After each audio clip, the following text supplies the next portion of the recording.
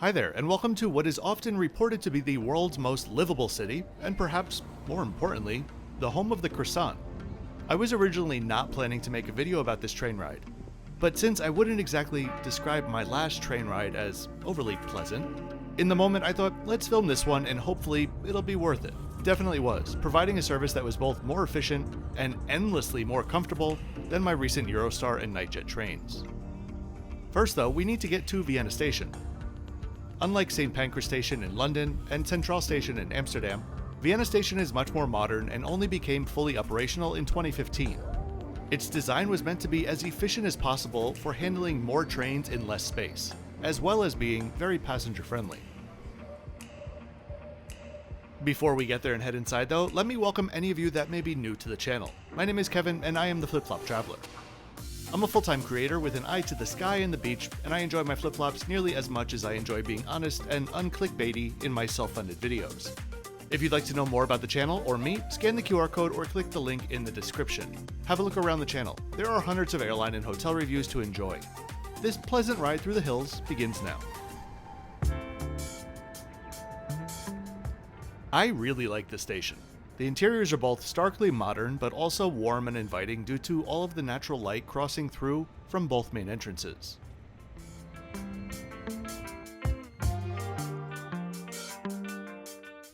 Austrian Federal Railways, also known as OBB, and also known as this, is the primary operator here. Vienna Station is known to handle up to 286,000 passengers per day, and OBB had a whopping 494 million passengers in 2023. Let's keep in mind that the population of the entirety of Austria is right around 9 million people. Quick comparison, Amtrak in that same year served 28.6 million passengers, so like 5% as much. Buying tickets can be done either at the station or online beforehand. Their website is available in English and you can find it at oebb.at. The Railjet service that I took runs hourly during the day to Budapest and has 3 classes of service. Standard class starts around 20 euros. First class, which I traveled in, is a 10 euro surcharge, which I'd say is well worth it. Then above first class is business class, which has 4 seats in a private compartment, but you may be sharing it, not my cup of tea. This is a 25 euro surcharge over the standard fare. Keep in mind though that those upgrade fees could go up to 60 euros or more depending on the availability and the time of day.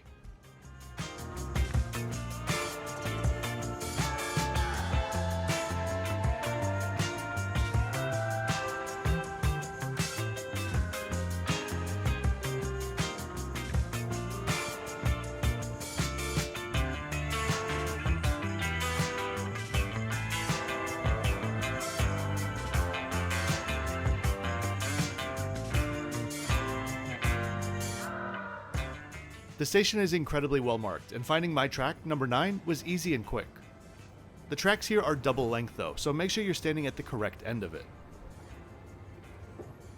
Railjet first started service in 2008 between Budapest, Vienna, and Munich, and can travel up to 230 km per hour or 143 miles per hour.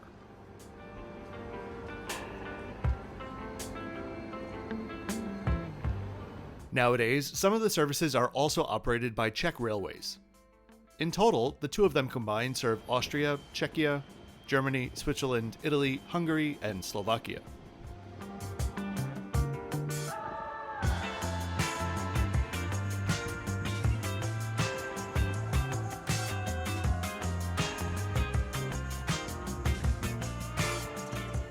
If you're enjoying the video and want to see more, please go ahead and click that like button, and more importantly, subscribe.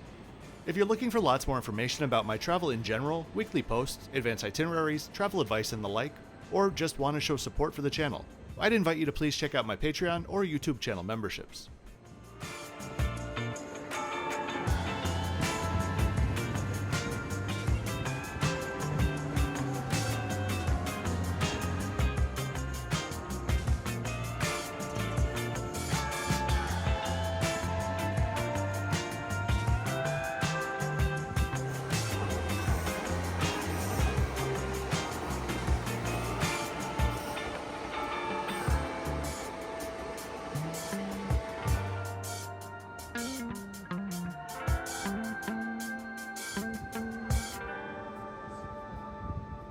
Our 9:40 train pulled in at 9:37, and with what seemed like a pretty light load, we all were quick to board.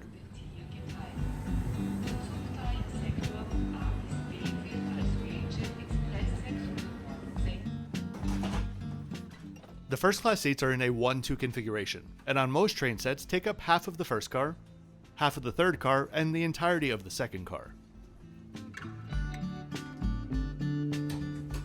For anyone that watched my Japan series, you all know how much I love traveling simply in silence. In that regard, this was near a Japanese level of respect by all passengers to speak softly and just enjoy the ride in peace. The carriages have plenty of space for baggage, with larger than you'd think overhead shelves for suitcases, as well as some luggage racks placed at the ends and in the middle of each car.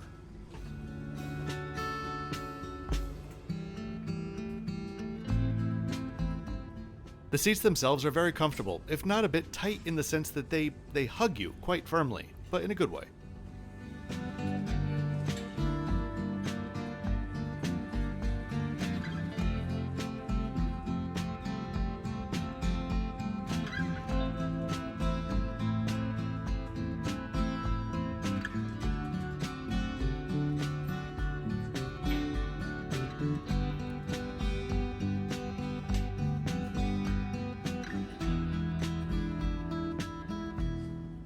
Right on time, we departed Vienna.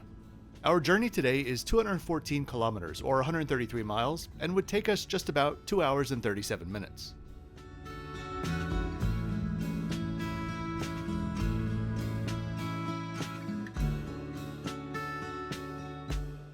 Plenty of legroom and a footrest is available, as well as your own personal trash bin, something that I've never seen before.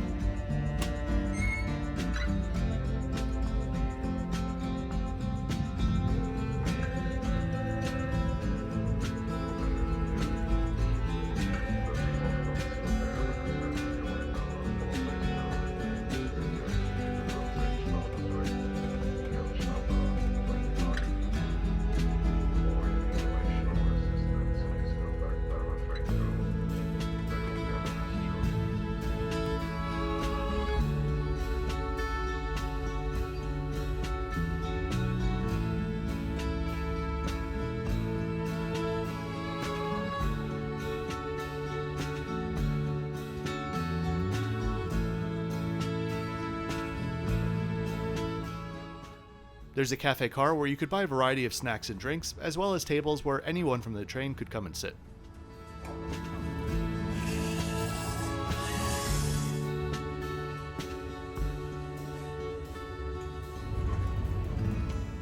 I just got a black coffee, which was a proper coffee, along with the Linzer tart that I picked up in the station. I'm not usually one for sweets, but when traveling through Europe, there's a 98% chance that at any given time, there's either a stroopwafel or a Linzer tart in my bag. Besides some beautiful views outside, you can also soak up the alpine views from inside the bathrooms.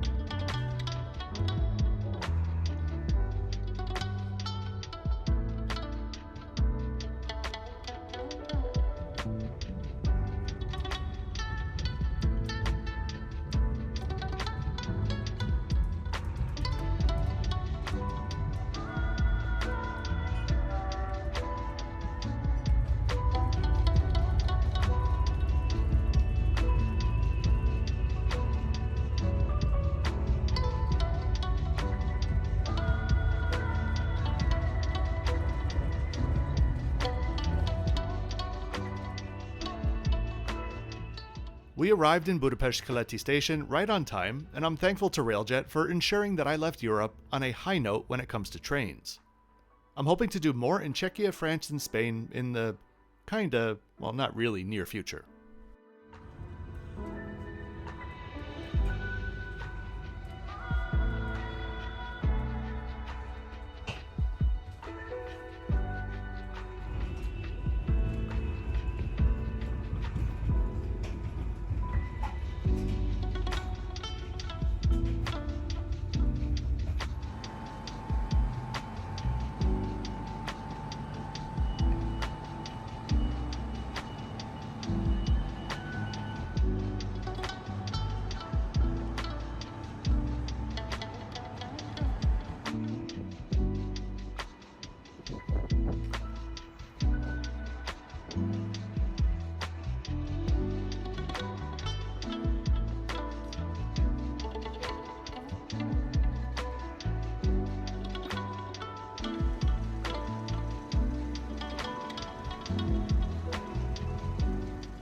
So I hope you enjoyed this quick and pleasant trip report today. If you did, please be sure to click the like button and subscribe with notifications on so you don't miss out on my twice weekly videos.